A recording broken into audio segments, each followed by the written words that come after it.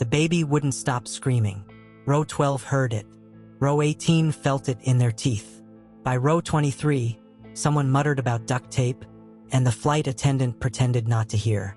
Jackson Reeves pressed his son closer to his chest, felt the tiny body convulse with another shriek, and wondered if this was what drowning felt like. The other twin, Micah, had gone quiet 10 minutes ago, which somehow felt worse. Silence meant surrender. Silence meant Jackson had broken something he didn't know how to fix. His shirt was soaked. Sweat or spit up, he couldn't tell anymore. The cabin smelled like recycled air and judgment. A man in 14B twisted around, face red, mouth open. Jackson met his eyes and watched him deflate. That happened sometimes. People saw the cut of his jacket, the titanium watch, the way his jaw could freeze a boardroom, and they swallowed their complaints. But the babies didn't care about his net worth. Hi viewers, kindly tell us where you're watching from and what time it is. Jackson shifted Micah to his other arm and immediately regretted it. Wrong angle, wrong pressure. The infant's face crumpled, preparing for round 2. Across the aisle, someone stood. Not a flight attendant. Not a passenger looking for the bathroom. An Omega. Jackson knew the signs, everyone did. The way he kept his shoulders curved inward, head slightly bowed, sent blockers doing their best to erase him from the air. His clothes were clean but worn soft at the edges. Thrift store, maybe. Shoes scuffed at the toes. He carried a canvas bag with a broken zipper, held together with a safety pin. The Omega didn't look at Jackson, didn't ask permission. He knelt in the aisle beside row 2A and set his bag down gently, like it might shatter. They're not in pain, the Omega said. His voice was low, steady. They're overstimulated. Too many competing scents. The cabin pressure's making it worse. Jackson stared. Omegas didn't speak to alphas like this. Not in public. Not uninvited. Especially not poor ones to men in first class. I didn't ask for. I know. The Omega's eyes stayed on the twins. Dark brown, focused. But they did. Micah's screaming hitched, just for a second, like he'd heard something Jackson couldn't. The man in 14B was recording on his phone now. Of course he was. The Omega reached into his bag and pulled out a small cloth. Hand-stitched edges. Faded blue.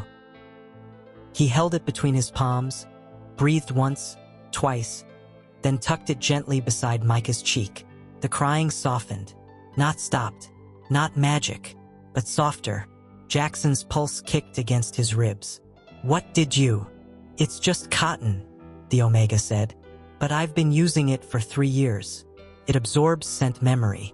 Familiarity calms infants faster than silence. Jackson looked down at his sons. Micah's fist had uncurled. His breathing was still uneven, but the wailing had dropped to a whimper. The second twin, Elijah, hiccuped once and went quiet. The cabin exhaled. The Omega started to stand. Jackson caught his wrist without thinking. The contact was immediate, electric. Skin to skin. The Omega's pulse jumped under Jackson's thumb, rapid and wild, and for a moment neither of them moved. Wait, Jackson said.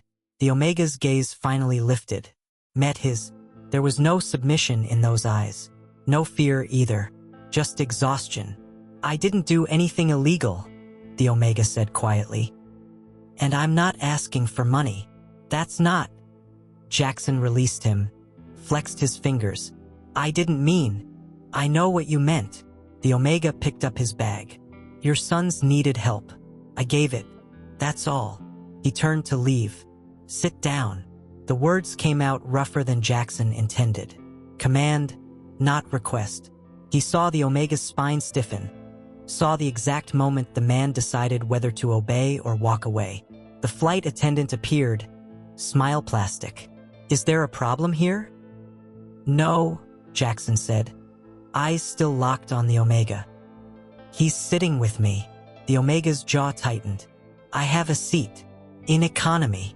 Jackson gestured to the empty seat beside him. Sit. For 5 seconds, nothing happened. Then the Omega sat. Not because Jackson told him to, because Micah's hand had fisted in the Omega's sleeve and wouldn't let go. The flight attendant hesitated, then retreated. The cabin returned to its low hum. Engines, recycled air, whispered conversations that pretended not to be about them. Jackson adjusted Elijah in his lap. The baby's eyes were half closed now, face slack with the kind of peace Jackson hadn't seen in 72 hours. "How did you know?" Jackson asked. The Omega didn't look at him. "Know what?" "That it wasn't pain. That it was—" Jackson gestured vaguely. "Whatever you said. I raised my younger brothers." The Omega's voice was flat. 4 of them. Different foster homes. "I learned to read crying the way some people read stock reports." Jackson almost smiled. "Almost. You're good at it." "I had to be." Silence settled between them. Not comfortable. Not hostile. Just there. Micah made a soft sound, halfway to sleep. His tiny fingers still gripped the Omega's shirt. Jackson watched the way the Omega's hand hovered over the baby's head. Close, but not touching. Like he wanted to soothe but didn't think he had the right. "I'm Jackson," he said. The Omega's eyes flicked to him, then away. "I know who you are." That shouldn't have surprised him. Jackson Reeves, Alpha, CEO of Axiom Capital, heir to a private equity empire that owned pieces of half the Fortune 500. His face had been on magazine covers. His name trended during hostile takeovers. But hearing it from this man, in this moment, made his stomach twist. "And you are?" The Omega hesitated. "Deshawn," he finally said. "Deshawn Arcos." "Deshawn." Jackson tested the name. It fit. Solid. Unpretentious. "Thank you." Deshawn's expression didn't change. "Don't thank me. I didn't do it for you."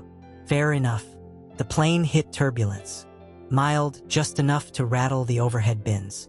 Deshawn's hand shot out instinctively, steadying Micah's head before Jackson could react. Their fingers brushed. Deshawn pulled back like he'd been burned.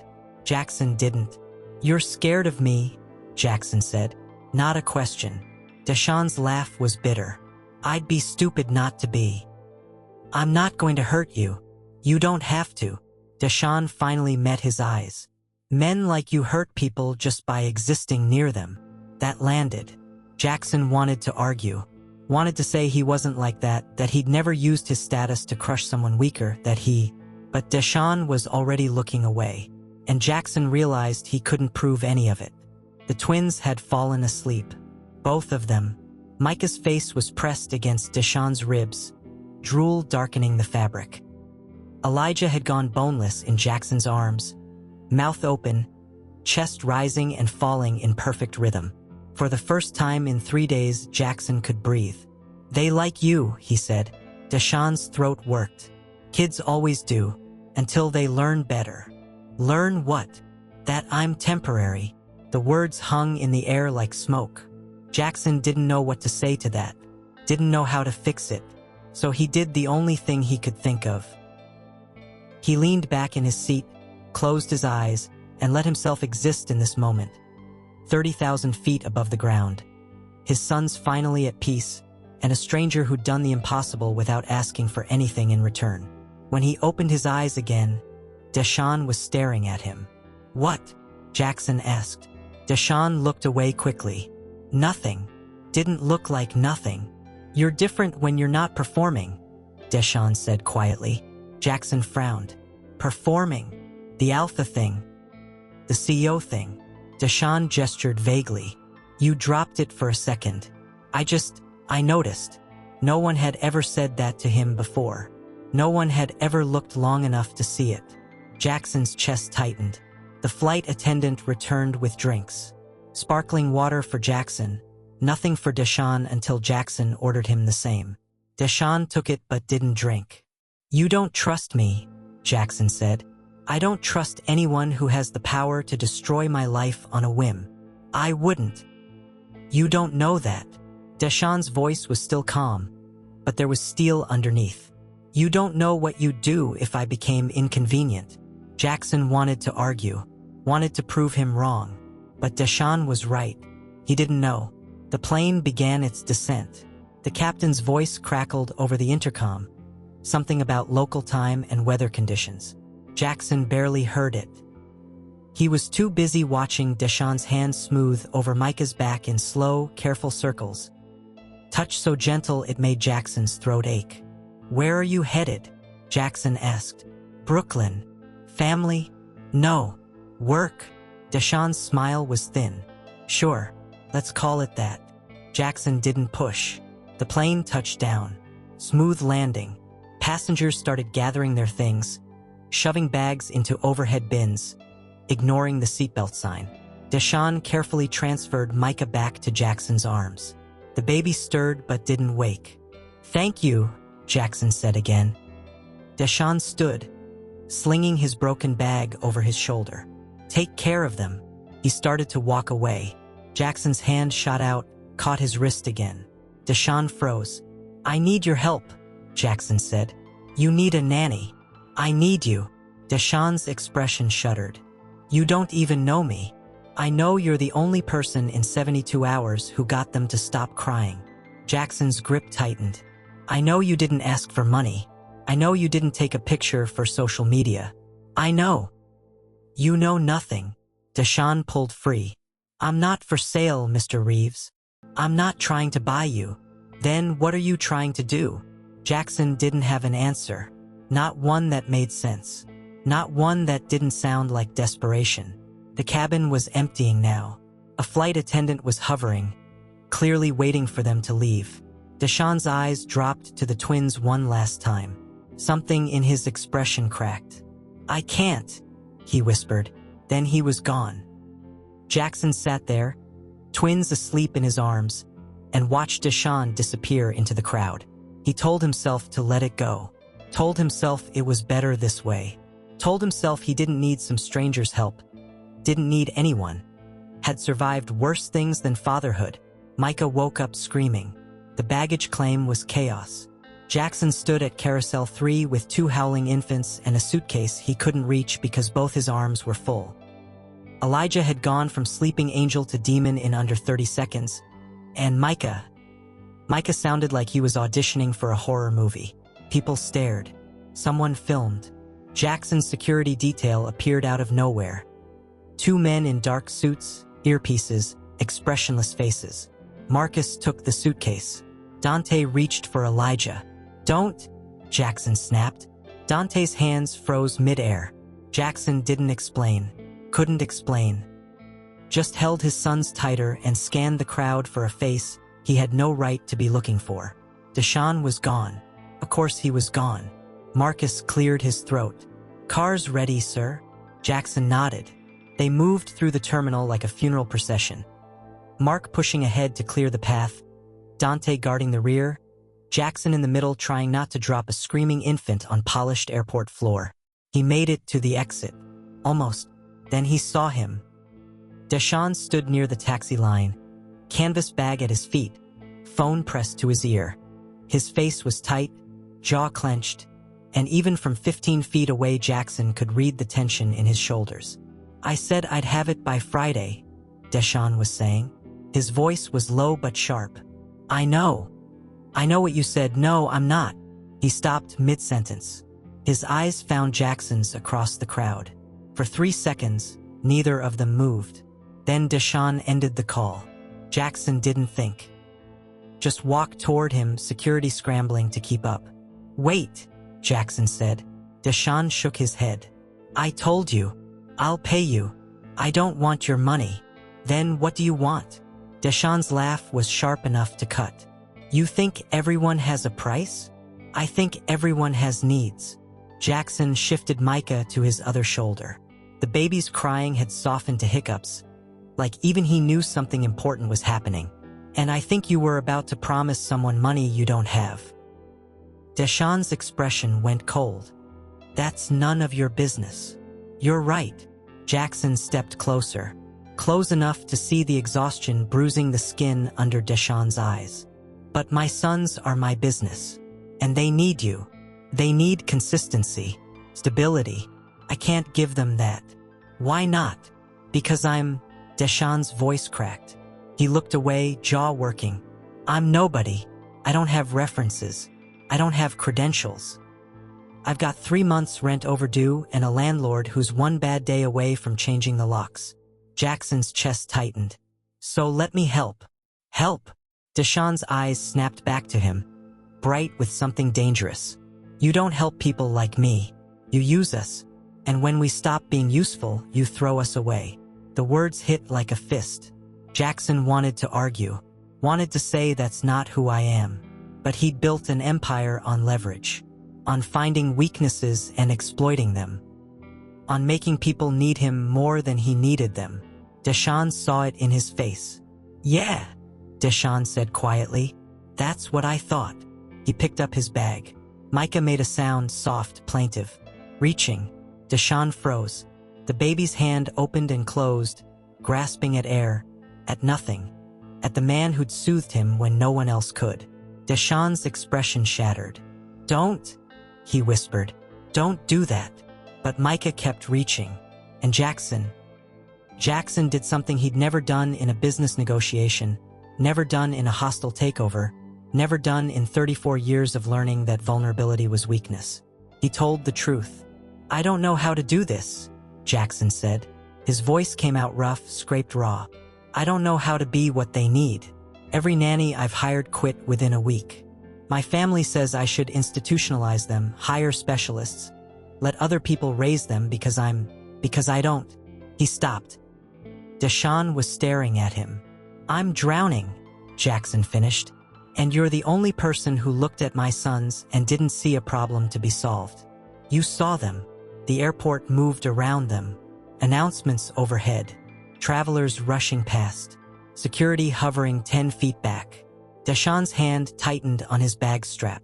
2 weeks, he finally said. Jackson's heart kicked. What? 2 weeks. Trial basis. You pay me market rate for a live-in nanny, plus a bonus for discretion. Deshawn's voice was steady now, businesslike.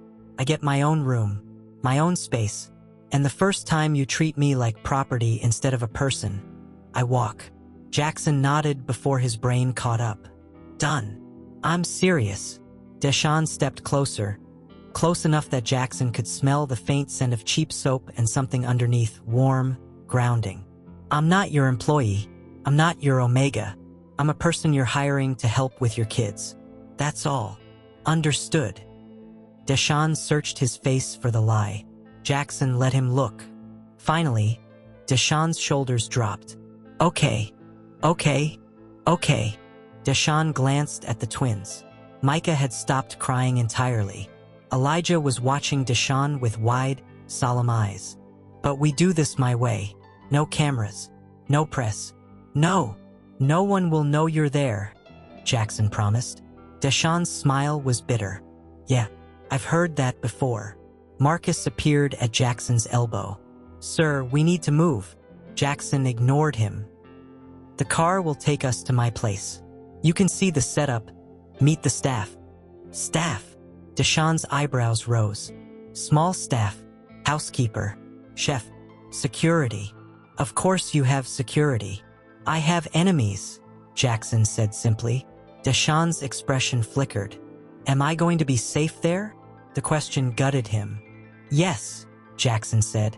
I swear to you, yes. Deshawn studied him for a long moment. Then he nodded. They walked to the car in silence. Marcus loaded Deshawn's bag into the trunk with the same careful efficiency he used for Jackson's luggage. Dante opened the door. Deshawn hesitated. I can still take a taxi, he said. You could. Jackson adjusted his grip on the twins. But then who's going to keep them from screaming for the next 45 minutes? Deshawn's mouth twitched. Almost a smile. He got in the car. The drive to Manhattan was quiet. The twins had fallen asleep again. Micah in Deshawn's arms, Elijah in Jackson's. The city blurred past outside. Steel and glass and 1,000 lives Jackson never thought about. He thought about them now. Wondered how many were like Deshawn. One bad month away from eviction. One missed payment away from catastrophe. Wondered how he'd built a fortune without ever noticing. You're staring, Deshawn said without looking at him. Sorry. Don't apologize. Just stop. Jackson looked away. 3 blocks later, Deshawn spoke again. How old are they? 8 weeks. And you've been alone with them for 72 hours. Deshawn's jaw tightened. Where's their other parent? The question landed like a blade. Jackson kept his eyes on the window. Gone. Dead. No. Jackson's voice came out flat. Just gone. Deshawn didn't push. They rode in silence for another mile. Then Deshawn said, quietly, I'm sorry. Don't be. Jackson finally looked at him. He made his choice. Still, Deshawn's hand smoothed over Micah's back in slow circles. They deserve better. Yeah. Jackson's throat was tight. They do. The car pulled up to a building that looked like it belonged in a magazine spread. Glass and steel, doorman in a uniform, lobby visible through floor-to-ceiling windows. Deshawn stared. You live here. Penthouse. Of course you do. Marcus opened the door. Deshawn climbed out carefully, cradling Micah like porcelain. The doorman greeted Jackson by name, didn't even glance at Deshawn. That stung more than it should have.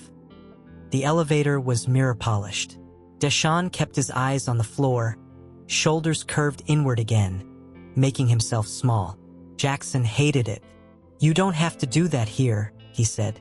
Do what? Disappear. Deshawn's reflection met his in the mirrored wall. Old habit. The elevator opened directly into the penthouse. Deshawn stepped out and stopped. The space was massive. Open floor plan, windows overlooking Central Park, furniture that cost more than most people's cars. Everything white and chrome and sterile. Jesus, Deshawn whispered. It's too much, Jackson said. It's a museum. Fair. A woman appeared from the kitchen. 50s, severe bun, expression carved from ice. Jackson's housekeeper, Vivian. Mr. Reeves, she said. Her eyes flicked to Deshawn, then away. I wasn't aware we'd be having guests. Deshawn will be staying in the East guest room, Jackson said. He's helping with the twins. Vivian's lips thinned. I see. No, Jackson thought. You really don't. Show him to his room, Jackson said. Make sure he has everything he needs. Vivian's smile was sharp enough to draw blood. Of course, sir. She turned to Deshawn. This way. Deshawn glanced at Jackson. Jackson nodded. They disappeared down a hallway. Jackson stood there holding Elijah, listening to the sound of his own breathing in a penthouse that cost $8 million and felt like a tomb. His phone buzzed. 17 missed calls. 43 texts. All from the same number. His mother. Jackson silenced it. Elijah stirred, made a sound. Not crying. Just existing. Jackson looked down at his son's face and felt something crack open in his chest. I'm going to figure this out, he whispered. I swear. Elijah blinked up at him with eyes too knowing for 8 weeks. Then he started to scream. Jackson closed his eyes. And across the penthouse, through walls and doors and all the distance Vivian had deliberately created, he heard Deshawn's voice, low, steady, singing something soft. The screaming stopped. Jackson's hands started to shake. Midnight found Jackson in his office, staring at contracts he couldn't read. The twins were asleep. Finally, both of them in the nursery. Deshawn had insisted on setting up properly. Blackout curtains, white noise machine, temperature controlled to exactly 70 degrees. Deshawn had done it in under 2 hours. The nannies before him hadn't managed it in 2 weeks. Jackson's phone buzzed again. His mother. Still, he declined the call.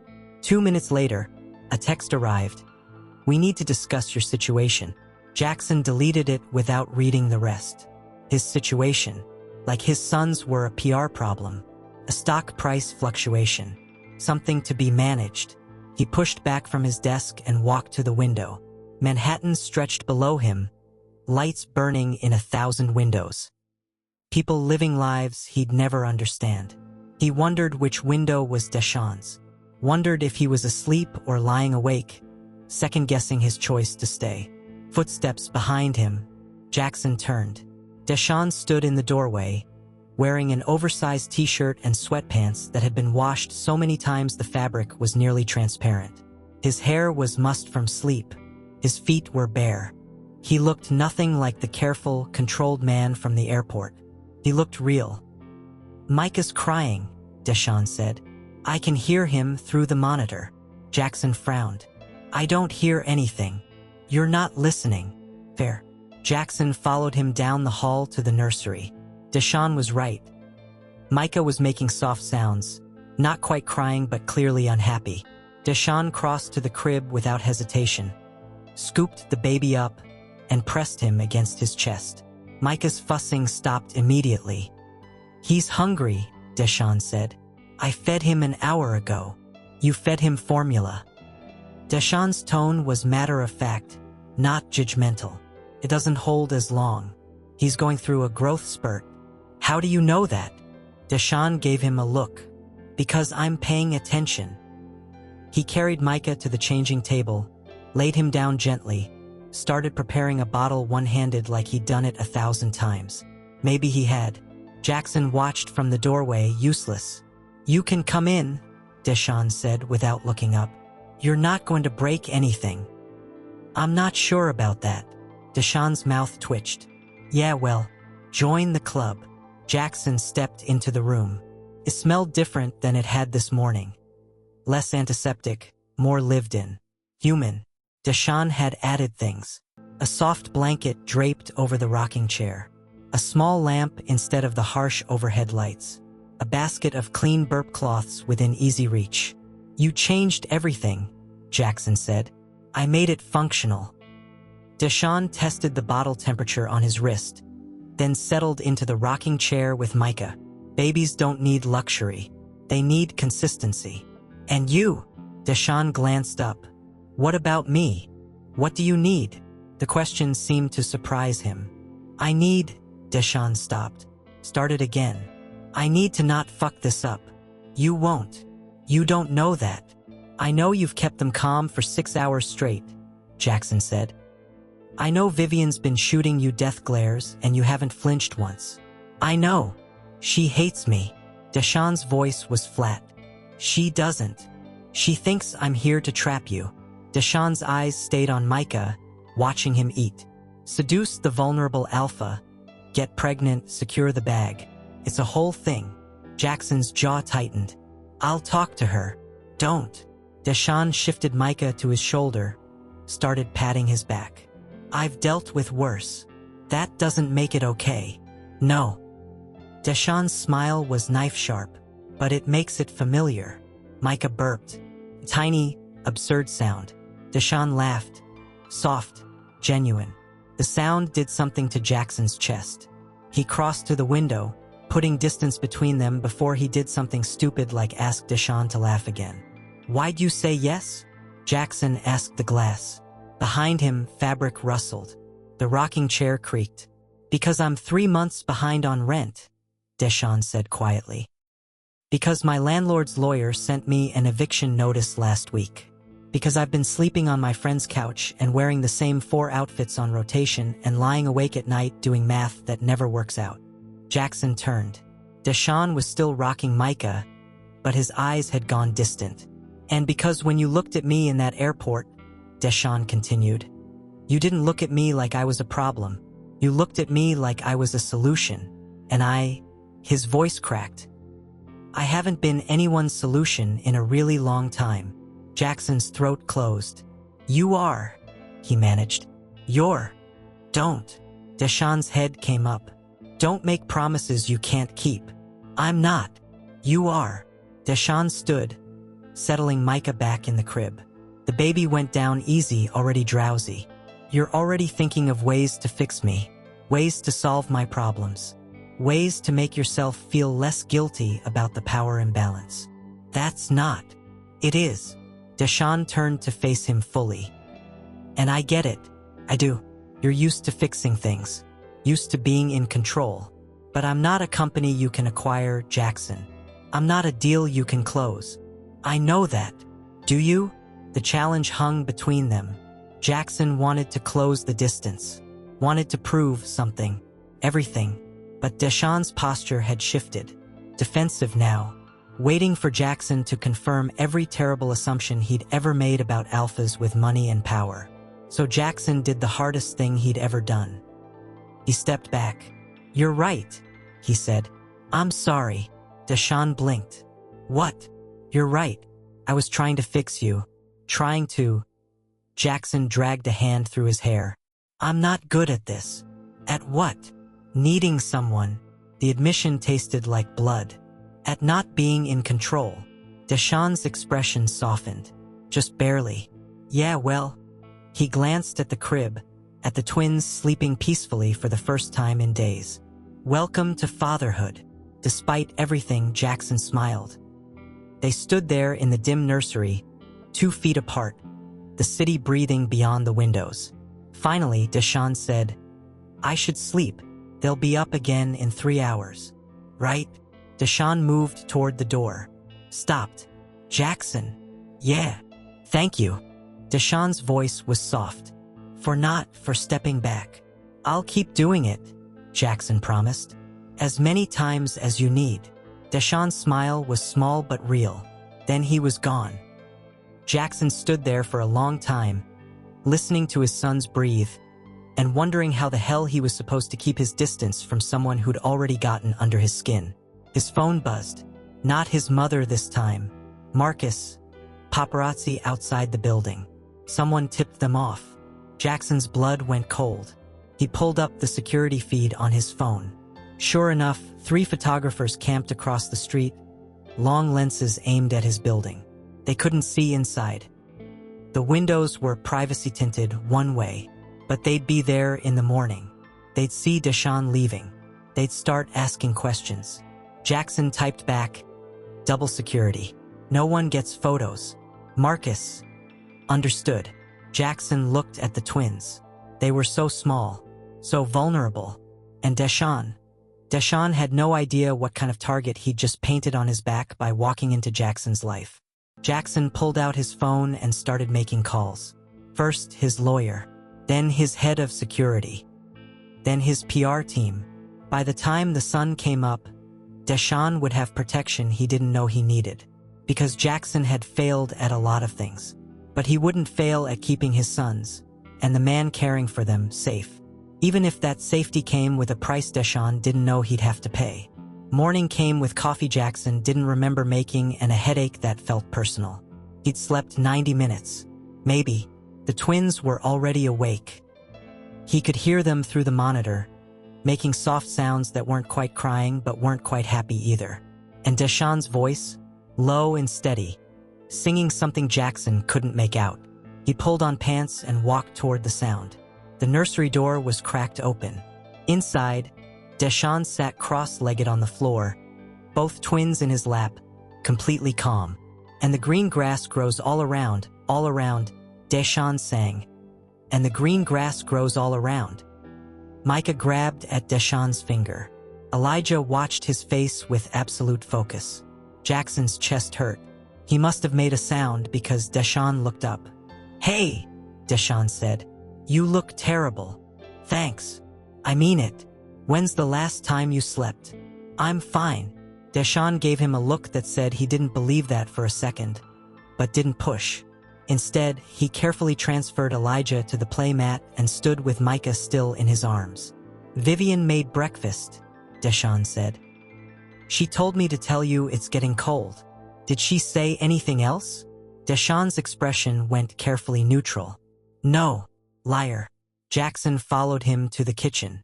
Vivian was there, arranging food on plates with the precision of a surgeon. She didn't acknowledge Deshawn's presence. "Good morning, Mr. Reeves," she said. "Morning. I've prepared your usual. Egg white omelet, wheat toast, black coffee." "Thank you." Jackson glanced at the second plate. "And for Deshawn?" Vivian's smile was thin. "I wasn't sure of his preferences." The pause before preferences was deliberate. Deshawn's jaw tightened, but his voice stayed level. "Whatever's easy is fine." "Of course." Vivian set down a plate with portions half the size of Jackson's. "Will there be anything else?" "Actually," Jackson said quietly, "there will be." Vivian turned. "Deshawn is not a guest," Jackson continued. "He's caring for my sons, which makes him essential." You'll treat him accordingly." Vivian's expression froze. "I would never. You just did." Jackson's voice was ice. "Don't do it again." Silence dropped like a guillotine. Vivian's face went white, then red. "Of course, Mr. Reeves. My apologies." She left the kitchen with her spine rigid. Deshawn stared at his plate. "You didn't have to do that," he said quietly. "Yes," Jackson said. "I did. She'll hate me more now. She'll respect you. There's a difference." Deshawn's laugh was hollow. "You don't know people like her. People like—" He stopped, set Micah in the bouncer. "Never mind. People like what?" "People who see omegas as parasites." Deshawn picked up his fork, put it down. "People who think we're all just scheming to trap some rich alpha and live off his money. That's not." "It is." Deshawn finally looked at him. "And the worst part is, I can't even be mad about it, because some omegas do that, and the rest of us pay the price." Jackson wanted to argue. Wanted to say it wasn't fair, wasn't right, but Deshawn was already moving on. "I need to take them for a walk," Deshawn said. "They need fresh air, stimulation. It's freezing outside. I'll bundle them up." "The paparazzi. What about them?"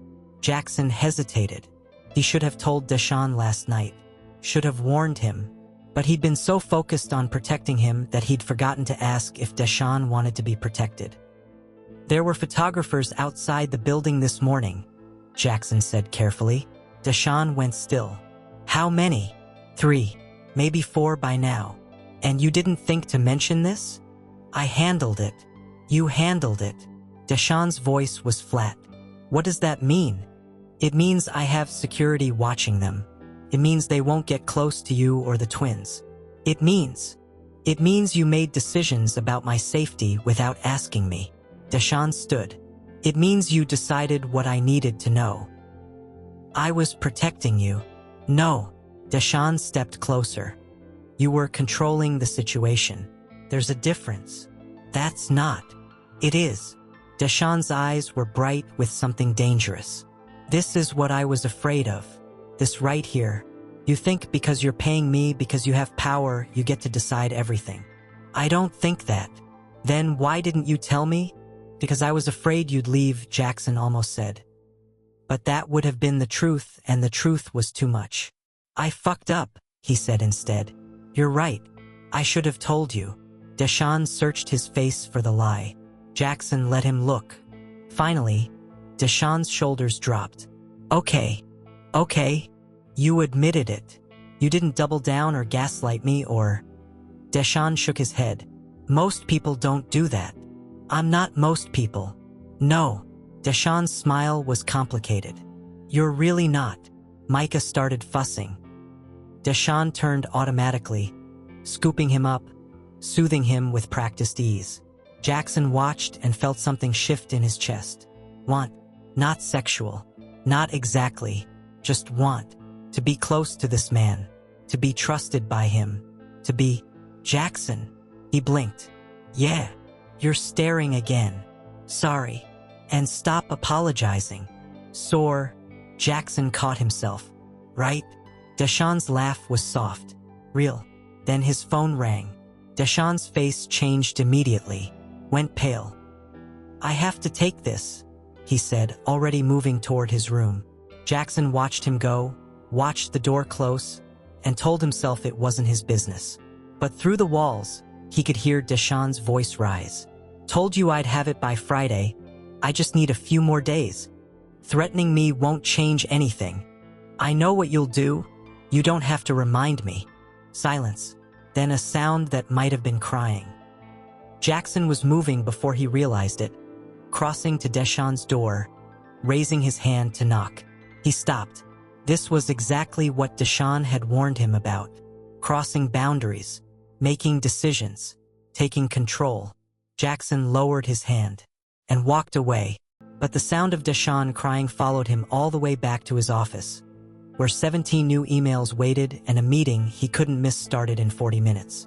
He stared at the screen and couldn't make himself care about any of it. The intercom buzzed. "Mr. Reeves." Marcus, we have a situation. Jackson's blood went cold. What kind of situation? The photographers. They're not leaving. And someone leaked Deshawn's name. Fuck. It's on 3 gossip sites already. Jackson Reeves Mystery Omega. They're digging. Jackson closed his eyes. How long do we have? Before they find out about his eviction?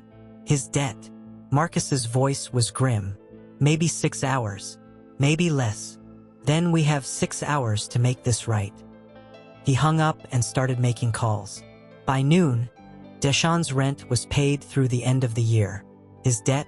Cleared. The eviction notice? Rescinded. Jackson did it all with 3 phone calls and a wire transfer that wouldn't show up on any public record. He told himself he was helping. Told himself this was what Deshawn needed. Told himself it wasn't about control. But when Deshawn appeared in his office doorway 3 hours later, eyes red and exhausted, Jackson knew he'd crossed a line he couldn't uncross. "What did you do?"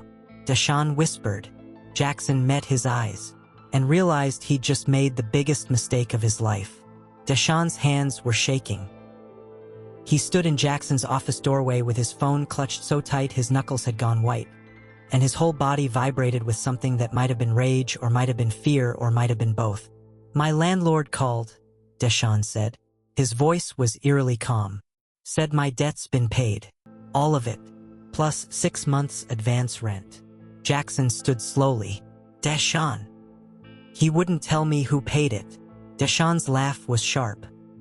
"But I'm guessing you didn't have any trouble figuring out his name, his bank account number, exactly how much I owed. I was helping.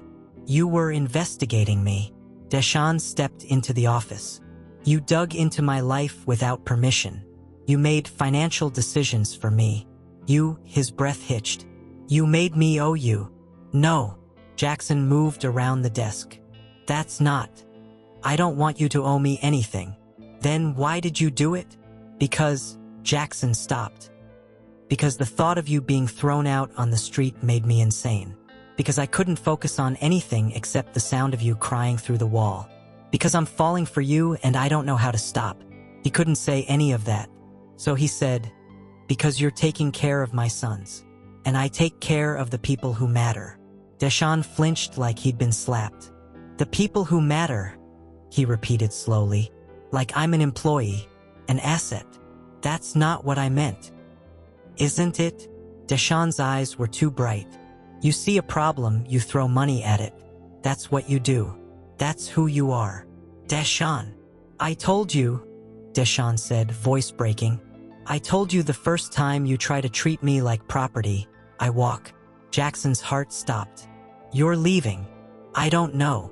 Deshawn dragged a hand over his face. I can't think right now." "Then don't think. Just stay. We'll figure this out." "There's nothing to figure out." Deshawn's smile was devastated. "You did exactly what I knew you'd do, what every alpha with power does. You saw my weakness and you exploited it." "I didn't." "You did." Deshawn's voice cracked. "You made it so I can't leave. Because if I walk away now, I'm the ungrateful Omega who threw your generosity back in your face. If I stay, I'm the Omega who got bought. Either way, I lose." The words landed like punches. Jackson opened his mouth, closed it. There was no defense. Deshawn was right. "I'm sorry," Jackson finally said. "I fucked up. I'll transfer the money back. I'll undo all of it." "You can't." Deshawn's laugh was hollow. "The landlord already processed it. The debt collectors already closed my file. You can't undo this, Jackson. It's done." Silence fell like a curtain. From the nursery, one of the twins started crying. Deshawn turned automatically toward the sound, stopped himself. "I need time," he said quietly. I need to think." "Okay. I'm going to my room. Don't follow me." "Okay." Deshawn walked away. Jackson stood there in his office with 17 emails he couldn't read and a meeting he'd already missed, and listened to his son cry and Deshawn's door close and the sound of his own breathing that felt too loud in the silence. He'd broken something he didn't know how to fix. Marcus appeared in the doorway. Sir? The photographers are still. I don't care about the photographers. Jackson's voice came out too sharp. I don't care about the press or the gossip sites or... They got a photo, Marcus said quietly. Jackson looked up. Marcus held out a tablet. On the screen, a photo of Deshawn in the kitchen this morning, holding Micah, looking down at the baby with an expression so tender it made Jackson's chest ache. The headline: Jackson Reeves' Secret Omega. Who is the mystery man raising his twins? Fuck, Jackson whispered. It's going viral, Marcus said. 3 million views in 2 hours. The speculation is, he paused. Not kind. Show me. Marcus scrolled through the comments. Gold digger. Obviously trapped him with the babies. Poor guy probably doesn't even know he's being used. Omegas like that are why we need stricter laws. Jackson's hands started shaking. Take it down, he said. Sir, we can't. I don't care what it costs. Take down. It's on 20 different sites. It's been screenshotted. Marcus stopped. It's too late. The nursery door opened. Deshawn emerged with both twins, one in each arm, his face carefully blank. He saw the tablet in Marcus's hands. They got a photo, he said. Not a question. Marcus nodded. Deshawn's expression didn't change. Can I see? Marcus hesitated, glanced at Jackson. Show him, Jackson said. Marcus handed over the tablet. Deshawn scrolled through the comments in silence. His face stayed blank. Perfectly, horribly blank. Finally, he handed the tablet back. I need to feed them, he said. Deshawn. I need to feed them, Deshawn repeated. His voice was steady. Too steady. That's my job, right? That's what you're paying me for. The words were knives. Jackson couldn't breathe. Deshawn walked back into the nursery and closed the door. Marcus cleared his throat. Sir, my recommendation is... I don't want your recommendation, Jackson said. I want you to find whoever leaked the photo and make sure they never work in this city again. Sir, do it. Marcus nodded and left. Jackson stood there in the hallway outside the nursery and listened to Deshawn sing to his sons. Voice steady, gentle, completely controlled. Like his heart wasn't breaking. Like Jackson hadn't just destroyed the first good thing that had happened to him in months. His phone rang. His mother. Again. This time he answered. I saw the photo, she said without preamble. Jackson, what are you thinking? I'm thinking it's none of your business. It's absolutely my business when you're parading some Omega around like... Stop. Jackson's voice was ice. Don't finish that sentence. He's obviously using you. Using those babies to... He's not using anyone. He's taking care of my sons when no one else would. When you wouldn't. His mother went silent. You told me to institutionalize them, Jackson continued. You told me to let strangers raise them. You told me. I told you to be realistic. Her voice was sharp. You're not equipped for this. You're not. I'm their father. The words came out raw. That has to be enough. It won't be. His mother's sigh was heavy. You'll see. This Omega will leave. They always do. And you'll be alone with 2 babies you don't know how to raise and a company falling apart because you're too distracted to lead. Then I'll figure it out. Will you? His mother's laugh was bitter. Or will you do what you always do? Throw money at the problem until it goes away. The accusation landed.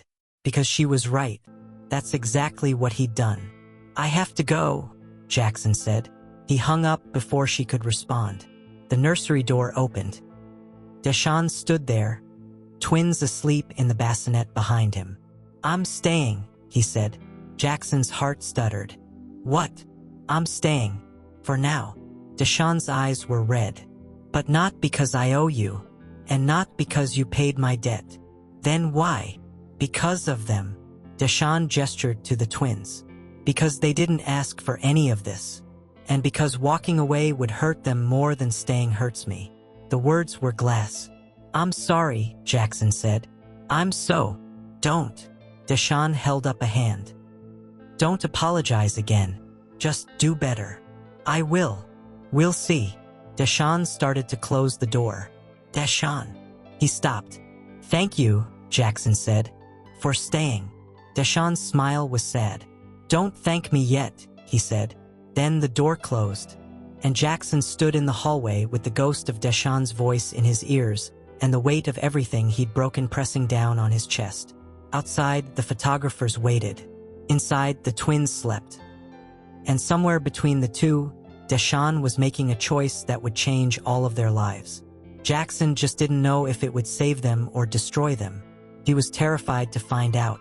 The envelope arrived at 3 a.m. Deshawn found it on his third trip to the nursery, sitting outside his bedroom door like a threat. Plain white, no return address, just his name in block letters that looked printed, not handwritten. He picked it up with fingers that already knew this wasn't good.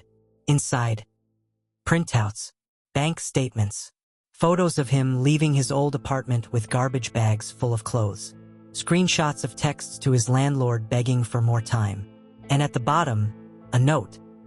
Ask him how he got this information. Deshawn's hands went numb. He walked to Jackson's office. Didn't knock, just opened the door.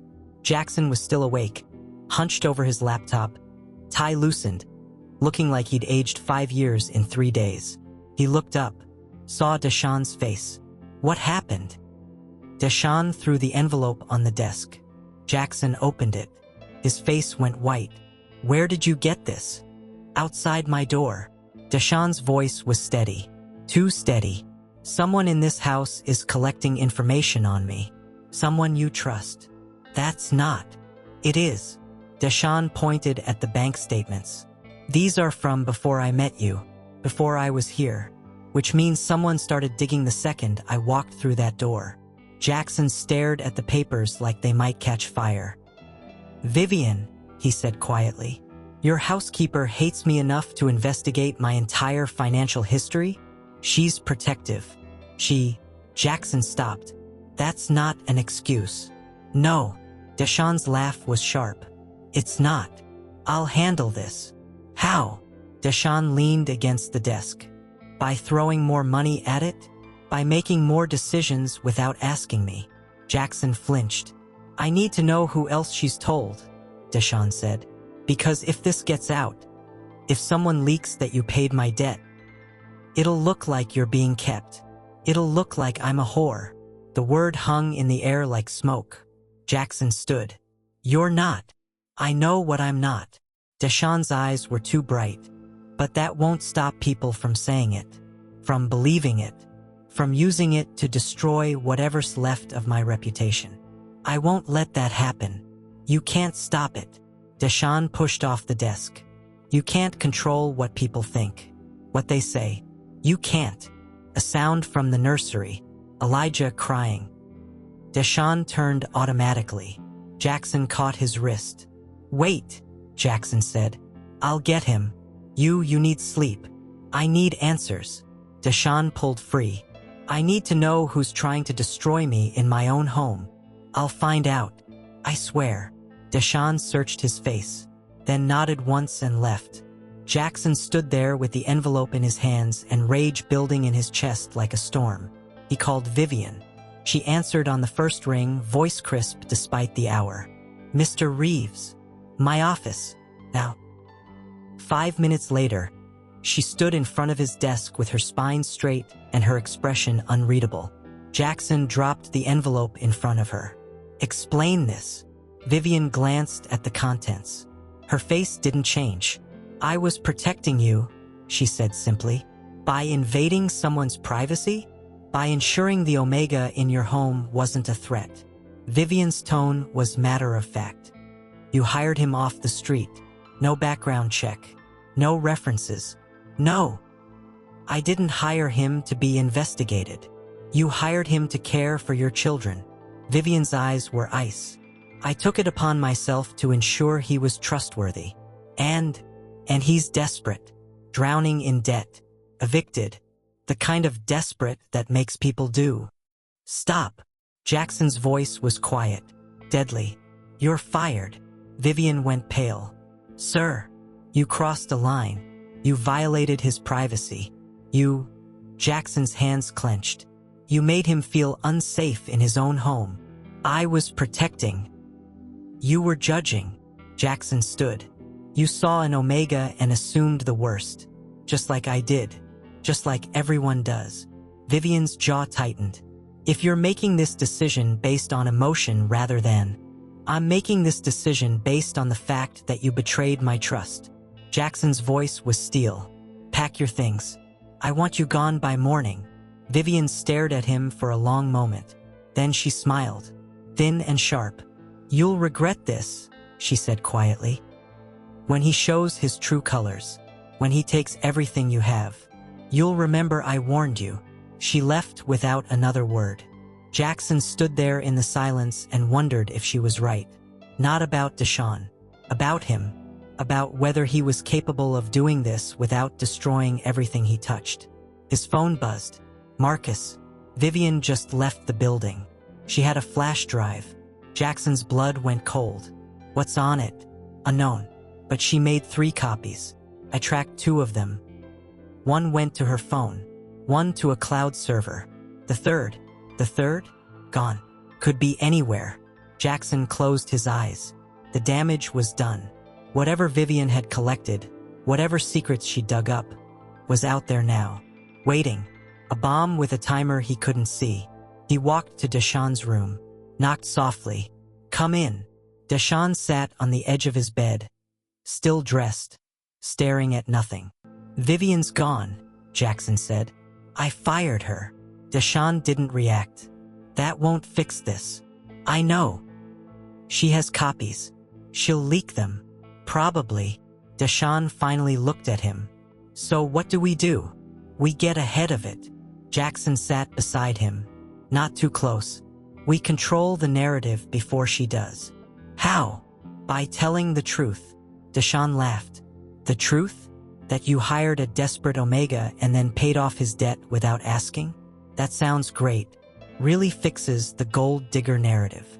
Then we tell a different truth. Jackson turned to face him. That I hired someone who saved my son's lives. Someone who asked for nothing. Someone you're falling for? The words stopped Jackson cold. Deshawn's smile was devastated. Yeah, I noticed. I'm not. You are. Deshawn's voice was soft. And it's going to destroy both of us. Jackson couldn't breathe. It doesn't have to, he finally said. Yes, Deshawn whispered. It does. From the nursery, both twins started crying. Deshawn stood. I should. Let me, Jackson said. Please. Deshawn hesitated, then stepped back. Jackson walked to the nursery alone and picked up his sons and held them while they cried. And for the first time since they were born, he understood why they were screaming. Because sometimes the world was too much. Sometimes the people who were supposed to protect you hurt you instead. Sometimes there was no fixing it, only surviving it. When he came back to Deshawn's room, the door was closed, and the light underneath had gone dark. 2 days later, the story broke. Not from Vivian, from someone worse. Deshawn saw it on his phone at 6 a.m. while feeding Micah. A tabloid headline, 3 million views in an hour. Jackson Reeves paid Omega's debt. Love or control? The article had everything. Bank records, timelines, quotes from anonymous sources saying Deshawn had seduced Jackson deliberately, targeted him, planned the whole thing. And at the bottom, a photo of the envelope, the one that had shown up outside Deshawn's door. Someone had been watching. Someone had proof. Deshawn's hands started shaking so hard he almost dropped Micah. Jackson appeared in the doorway, hair wet from the shower, already reaching for his phone. I know, he said. I saw. It's over. Deshawn's voice was hollow. I'm done. No. Jackson crossed the room. We fight this. Fight what? The truth. Deshawn looked at him. You did pay my debt. You did make decisions without asking. Everything they're saying is missing context. Jackson knelt in front of him. They're making it sound like manipulation. Like you planned this. Did I? Deshawn's laugh cracked. Maybe I did. Maybe I saw you on that plane and thought, here's my ticket out. Here's the Alpha who'll save me.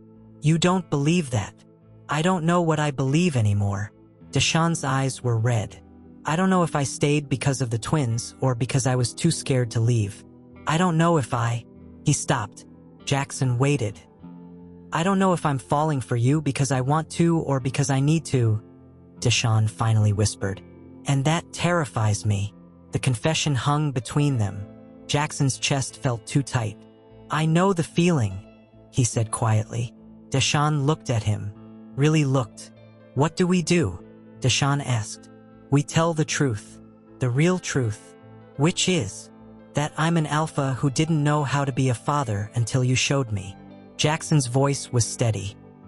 That you're an Omega who was surviving, not scheming. That what's happening between us is terrifying, real. Jackson's hands curled into fists to keep from reaching out. It's real, Deshawn.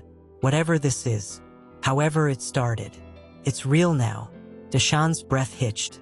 That doesn't make it right, he whispered. No. Jackson's smile was sad. But it makes it worth fighting for. For a long moment, neither of them moved. Then Deshawn's phone rang. A known number. He answered it on speaker. Deshawn Arcos? A woman's voice. Professional. Cold. Yes. This is Dana Whitmore from the New York Standard. I'm calling about the allegations that you manipulated Jackson Reeves for financial gain. Would you like to comment? Deshawn's face went white. No comment, he managed. Is it true that you were facing eviction when you met Mr. Reeves? That you deliberately? Jackson took the phone. This is Jackson Reeves. You're harassing someone in my employ. If you call this number again, my lawyers will. Mr. Reeves. Perfect. Can you confirm that you paid off Mr. Arcos's debt without his knowledge? That you. Jackson hung up. 3 seconds later, it rang again. Different number. Then again. Then again. They have my phone number, Deshawn whispered. How do they? Vivian. Jackson's voice was ice. She sold everything. Deshawn stood, crossed to the window, looked down. Photographers, dozens of them, camped outside the building. I can't stay here, Deshawn said. Yes, you can. Jackson. You leave now, they win. Jackson moved beside him. They get to control the narrative. They get to make you the villain. I am the villain. Deshawn's voice broke. I took your money. I let you pay my debt. You saved my sons. Jackson's hand hovered near Deshawn's shoulder, not quite touching. You saved me. I didn't. You did. Jackson's voice was raw. I was drowning. And you showed me how to breathe. Deshawn turned. Their faces were inches apart. This is a bad idea, Deshawn whispered. I know. We'll destroy each other. Probably. Then why? Because I'm tired of pretending I don't care. Jackson's eyes were too bright. I'm tired of making decisions based on what's smart instead of what's right. I'm tired of. Deshawn kissed him. Soft, desperate, tasting like coffee and fear. Jackson froze, then kissed back. It lasted 3 seconds, maybe 4. When they broke apart, Deshawn was crying. I'm sorry, he whispered. I shouldn't have. Don't apologize. I just made everything worse. No.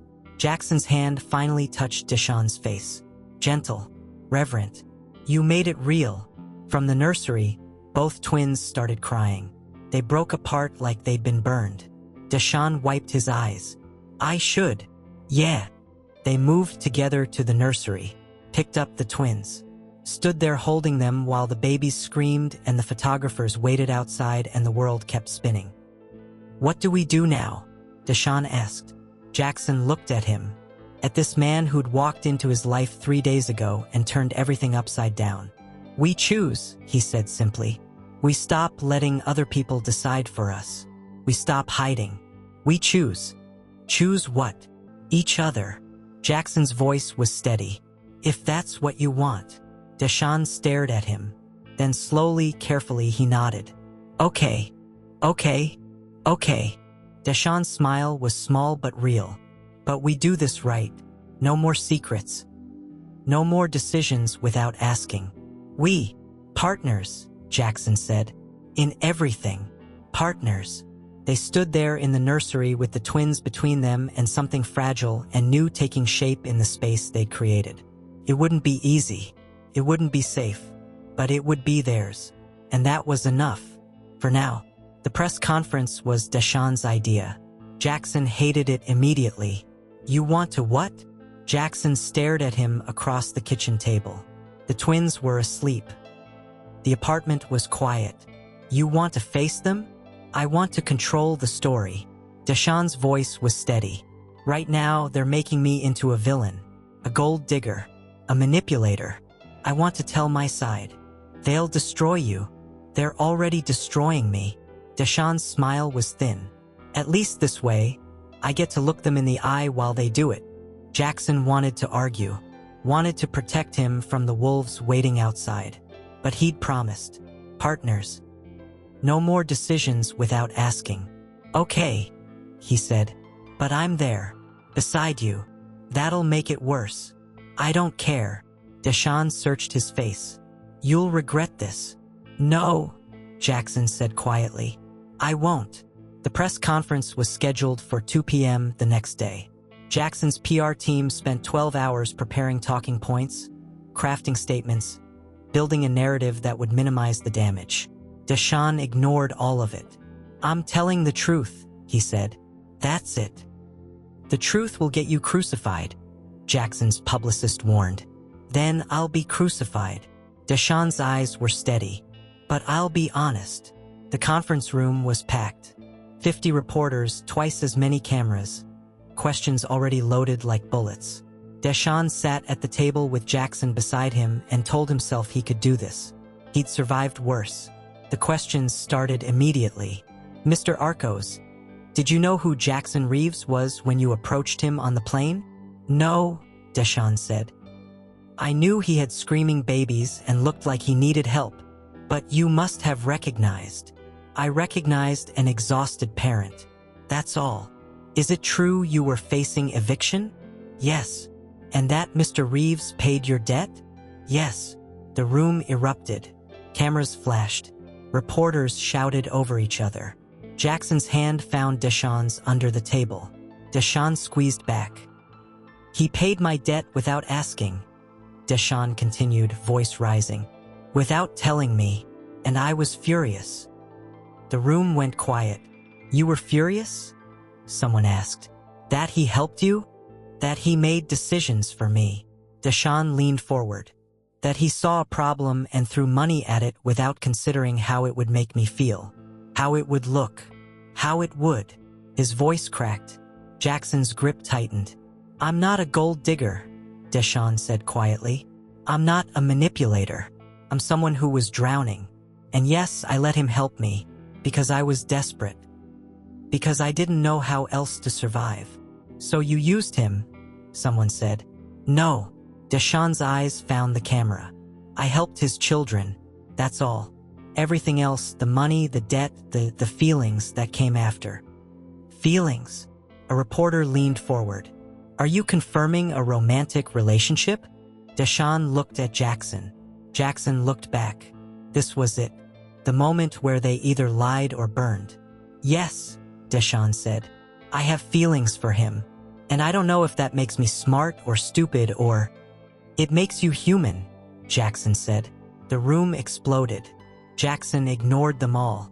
He turned to Deshawn, right there in front of 50 cameras, and said the thing he'd been too scared to say. I'm falling in love with you, Jackson said. And I don't care who knows. Deshawn's breath caught. Jackson, I know it's fast. I know it's complicated. I know... Jackson's voice broke. I know I've hurt you, made mistakes, crossed lines. But I'm asking you, in front of everyone, for a chance to do better. The cameras flashed like lightning. Deshawn stared at him with eyes too bright and a heart that felt too big for his chest. You're insane, Deshawn whispered. Probably. This will destroy your reputation. I don't care. Jackson. I don't care, Jackson repeated. I don't care about the press or the board or what anyone thinks. Care about you and my sons and building something real. Deshawn's hands were shaking. The reporters were shouting questions, cameras still flashing, chaos building. And Deshawn stood up and walked out. The room went silent. Jackson sat there, heart in his throat, and watched him leave. For 3 seconds, no one moved. Then Jackson stood and followed. He found Deshawn in the hallway, back against the wall, breathing hard. I can't do this, Deshawn said. Okay, I can't. I can't be what you need, what they want. I can't. Then don't. Jackson stopped 3 feet away. Didn't touch. Didn't push. Be what you are. Which is? Scared. Angry. Honest. Jackson's voice was soft. Human. Deshawn's laugh was broken. That's not enough. It's everything. They stood there in the hallway with the chaos behind them and an impossible future ahead. I need time, Deshawn finally said. Okay. I need space to think. To figure out if this is real or if I'm just... I'll wait, Jackson said. However long you need. Deshawn looked at him. You shouldn't.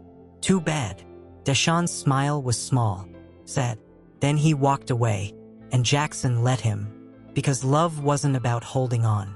It was about knowing when to let go. Even when it hurt. Especially when it hurt. 3 weeks passed. Deshawn moved into a hotel. Not far, just far enough to breathe. Jackson didn't fight it. Didn't call. Didn't text.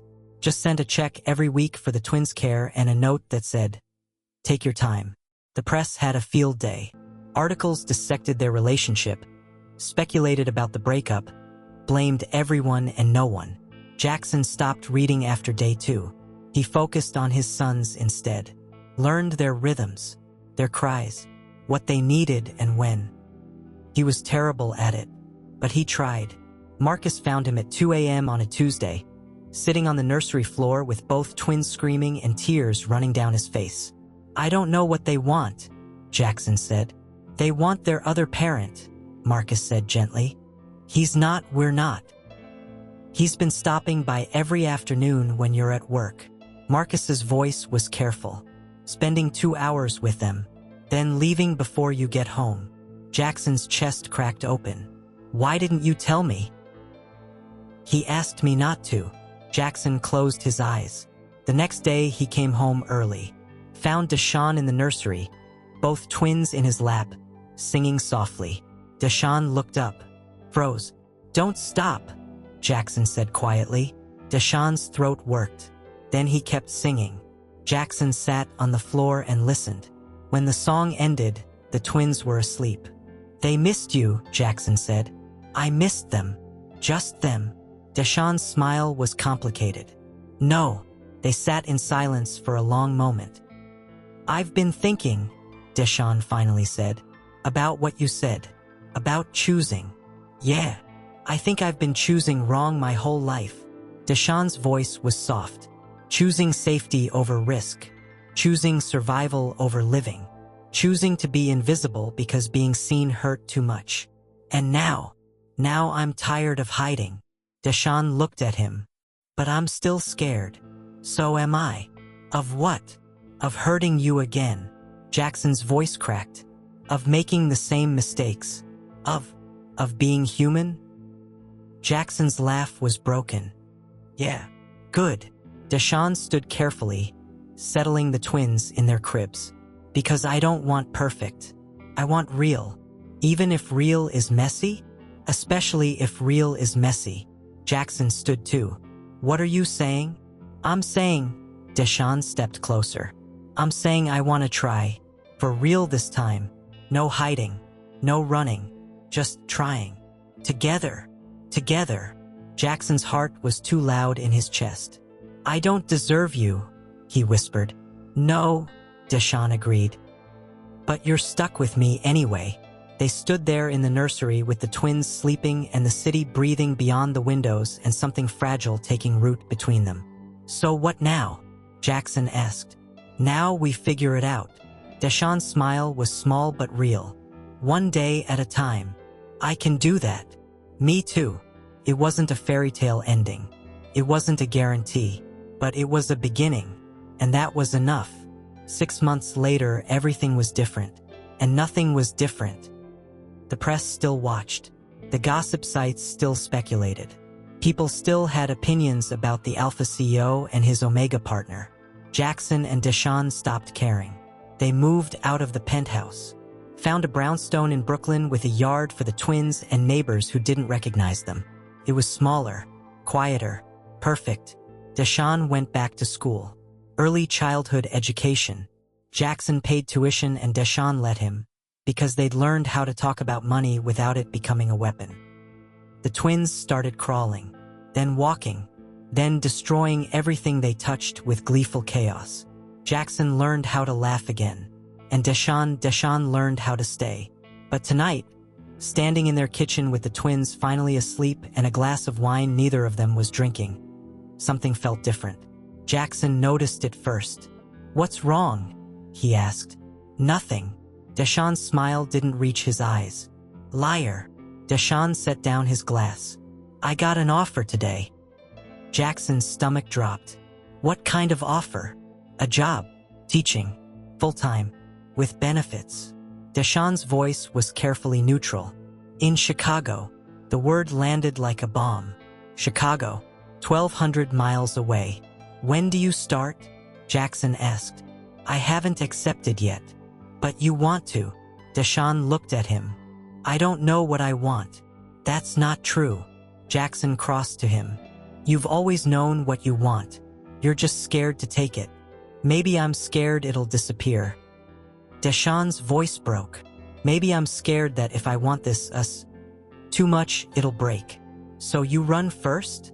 "I survive first." "That's not the same thing." "Isn't it?" They stood there in the kitchen with 6 months of trust between them and a future that suddenly felt uncertain. "I love you," Jackson said quietly. "I'm in love with you. Completely. Messily. Terrifyingly." Deshawn's breath caught. "And if Chicago is what you need," Jackson continued, "then we'll figure it out. Long distance. Visits. Whatever it takes." "You'd do that?" "I'd do anything." Jackson's voice was raw. "But I won't ask you to stay. That has to be your choice." Deshawn stared at him. "What if I choose wrong?" he whispered. "Then we choose again." Jackson stepped closer. "That's what love is. Choosing. Every day. Even when it's hard." Deshawn's eyes filled. "I'm so tired of being scared," he said. "I know. I'm tired of waiting for the other shoe to drop." "Me too. I'm tired of." "Then stop," Jackson said simply. "Stop waiting. Stop running. Just be here." "I don't know how." "Yes, you do." Jackson's hand found Deshawn's face. "You've been doing it for 6 months." Deshawn leaned into the touch.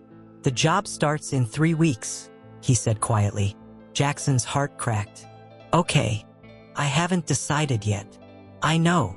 But I need to know something first." "What?" Deshawn pulled back, met his eyes. "This time," he said, voice steady despite the fear, "I won't ask you to fix me. I won't ask you to save me. Okay. I'll ask you to choose me." Deshawn's smile was trembling. "Every day. Even when I'm difficult. Even when I'm scared. Even when." "I choose you," Jackson said. "I've been choosing you since the moment you stood up on that plane.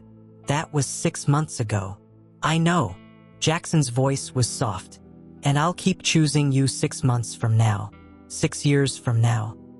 6 decades from now if you'll let me." Deshawn's laugh was broken and beautiful. "You're insane," he whispered. "Probably. This could still fall apart." "It could. We could still hurt each other." "We will." Jackson's thumb brushed Deshawn's cheek. "But we'll survive it. Because we're survivors. Both of us." Deshawn closed his eyes. When he opened them again, they were clear.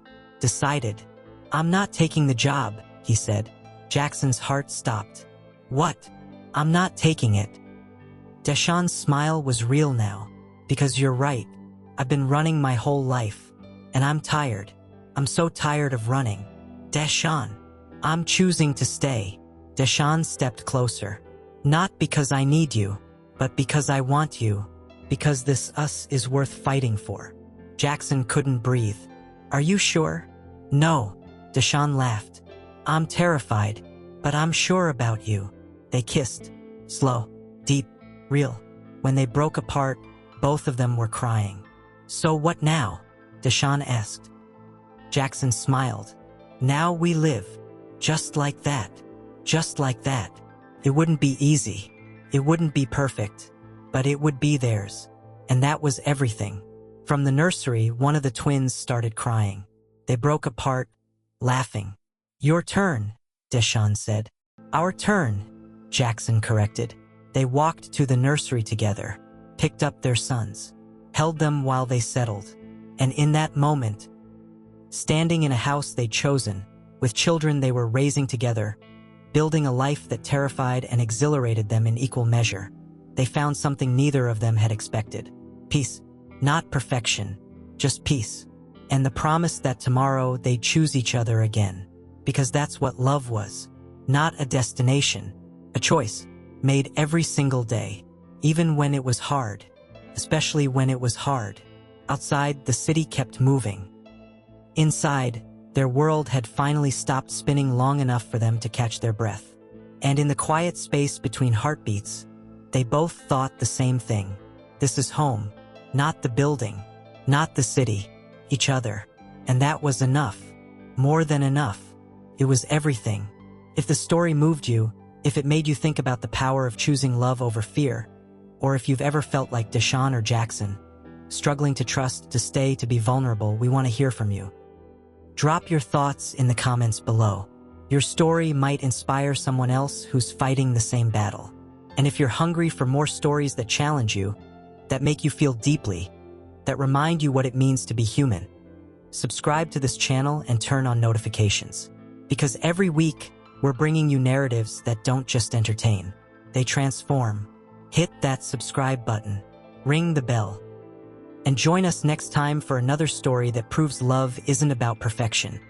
It's about showing up, even when it's terrifying, especially when it's terrifying. See you in the next one.